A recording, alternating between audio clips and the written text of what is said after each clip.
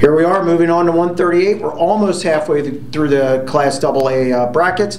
And 138 to me is going to be a Shoopapalooza at Giant Center. You should copyright that. I should copyright that. Some major royalties will be coming your way. And it should. At Giant Center on Saturday, I have Kyle Shoop. He's just been so good this year. He's beaten AAA kids. He's beaten the best AA kids. I have him getting out to the semifinals to face Sagertown's Tyler Vath, who he has beaten in the past. Vath, a very accomplished wrestler, will have a tough quarterfinal match against Keith Betkowski from Montoursville. But I expect Shoop to get out, beat Vath again, and get out to that final. Yeah, much like we were talking about with Corbin Myers in the 132 bracket, Kyle Shoop, I think this is...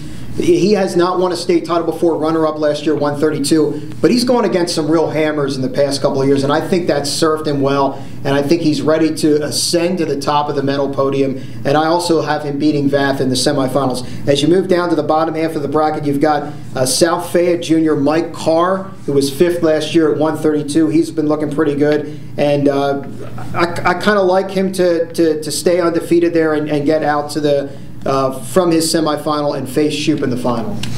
I'm like you. I think the bottom of the bracket's is going to be a Mikey Carr fest there. I just don't see anybody down there who's going to challenge him. I saw Shea Bloom. I've seen Clymer. I like Edsel down there. Edsel, I expect to get out to face Carr in the semifinals, but Carr just a little too much, but not enough to unseat Shoop. I think Kyle Shoop wins the state title. Who do you got? Yeah, I also have Kyle Shoop winning the state title. Keep an eye on the next couple of years of the Caleb Clymer, the freshman there.